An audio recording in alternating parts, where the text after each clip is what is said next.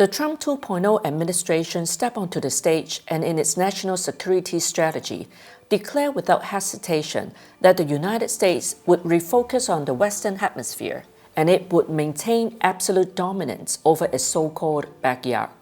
On the surface, does it not sound like a strategic contraction?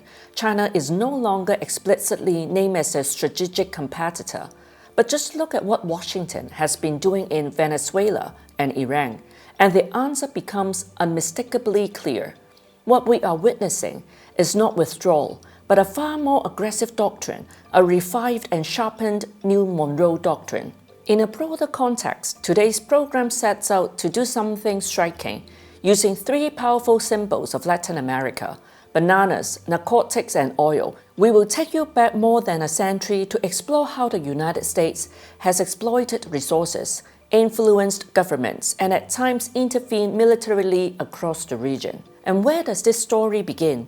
With something deceptively simple: a banana.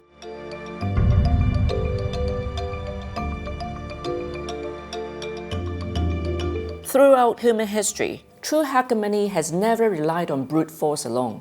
Rules and economic influence, these often prove far more effective than military might. If we are to understand how the United States came to dominate Latin America, perhaps we must begin with something as ordinary as a banana. Today, bananas are everywhere, but in Latin American history, the interests hidden behind them are far beyond imagination. So let us turn the clock back more than a century and revisit the story of the Banana Republic. Through it, we shall see how the United States, through a single fruit company, managed to control entire nations in Central America. In the mid-18th century, most people in North America and Europe had never even heard of bananas. Only a handful of sailors and investors traveling to tropical Latin America had ever tasted them. And so those few individuals seized an opportunity. They used maritime trade routes to ship bananas to American port cities, selling them at high prices and reaping enormous profits. Some became fabulously wealthy. Even by the late 1870s, bananas in the United States remained scarce and expensive. So what did American capitalists do? In pursuit of lower cost and maximum profit, they moved directly into Latin America, buying land and cultivating bananas themselves. In 1870, American businessman Minor Keith obtained the rights from the Costa Rican government to build railways. Once these railways were completed, he expanded into the banana trade, operating what became known as the Snyder Banana Company. But was that enough? Of course not. To monopolize the banana business, Keith joined forces with his associate Andrew Preston. In March 1899, they founded the United Fruit Company.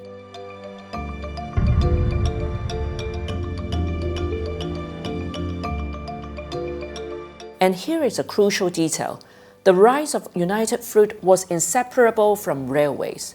During the Spanish colonial era, parts of Latin America began constructing railways in the 1830s to transport commodities like sucrose and cotton.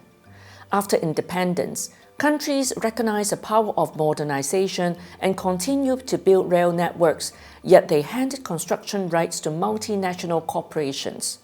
United Fruit seized this opportunity, acquiring these railway companies and thereby controlling the overland transport of bananas. By the early 20th century, United Fruit had grown so powerful it rivaled nations. It owned vast tracts of land, multiple railway companies, shipping lines, postal services. It monopolized banana trade across Central America. And did it stop at economics? Not at all. It meddled in politics, toppled governments. It became what many called a state within a state. Its founder, Minor Keith, earned a chilling title, the uncrowned king of Central America. The Guatemalan writer Miguel Ángel Asturias once described him in these terms: with a mere flick of a finger, Keith could make a ship sail or dock. With a single word, he could purchase a republic. With one sneeze, he could bring down a president, a general, or a public figure. When a single corporation dominates absolutely, what happens to ordinary people? farmers and small merchants were left with no means of survival. Inevitably, they rose in resistance. And how did the corporations respond? They called in the United States military.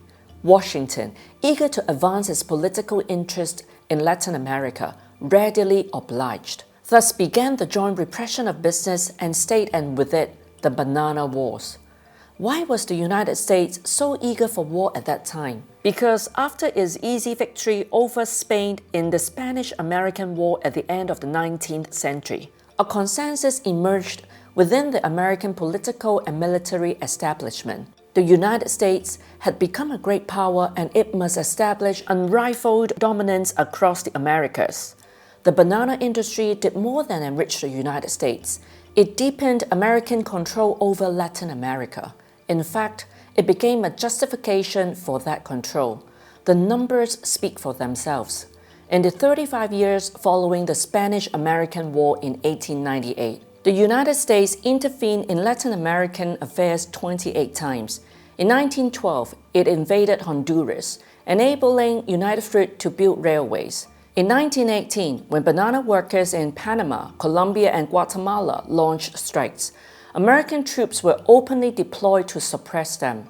Faced with such pressure, did Guatemala surrender? No. And then a formidable figure emerged, one who genuinely threatened United Fruit's power.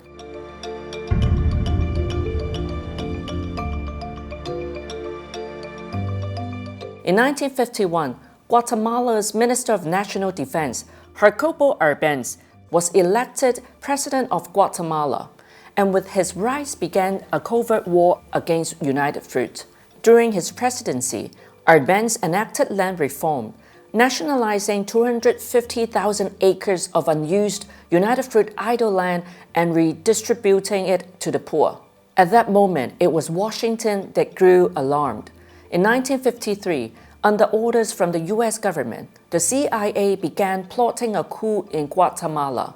By June 1954, mercenaries composed of Guatemalan exiles launched an invasion from Honduras. At the same time, Guatemala's military leadership betrayed the government. The democratically elected administration was overthrown, and a pro-American dictatorship was installed. For the next 30 years, Guatemala fell under American control. Its national resources were taken at will. As the saying goes, to possess a treasure invites disaster. Latin America's abundance became its curse, attracting endless predation and suffering. Since 1823, when U.S. President James Monroe declared America for the Americans, the Monroe Doctrine has endured for over 2 centuries. It became a guiding creed of the United States government, a doctrine that asserts exclusive dominance over the hemisphere and rejects any external interference. Haiti, the Dominican Republic, Costa Rica, Honduras, Guatemala, Cuba, the list of victims is long and it continues to grow. After the collapse of the Soviet Union, the United States emerged as the world's sole superpower. It cloaked itself in the language of democracy and human rights, packaging its invasion as the defense of universal values, seeking support both domestically and internationally. But today, when Trump openly proclaims a New-Monroe Doctrine, when Venezuela's President Nicolas Maduro is forcibly taken by the U.S. forces, when Cuba has been repeatedly threatened with invasion, what do we see?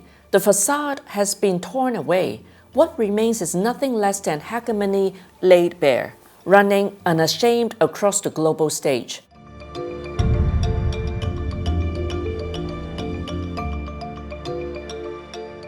And yet, Latin America today is no longer what it once was. It is no longer the obedient banana republic subject to Washington's every whim. In the past, geography allowed the United States to virtually monopolize Latin American trade. But over the past 2 decades, trade between China and Latin America has surged by dozens of times. China is now the largest trading partner of Brazil, Chile, Peru, Uruguay, and others. More than 1/5 of Latin America's exports go to China. The lifelines of these economies are increasingly intertwined with Chinese markets. At the same time, China's massive infrastructure investments across Latin America have generated jobs, tax revenues, and development opportunities. And so the humiliation of being treated as America's backyard, will it not be swept away as hegemonic power declines? Cooperation with China and other countries is mutually beneficial and will only lead to greater achievements and restoration of national dignity. In our next episode, we will turn to another dimension of the story, how the United States, under the banner of the war on drugs, has applied military and political pressure on disobedient states while installing pro-American regimes to consolidate its influence. Thank you for watching. See you next time.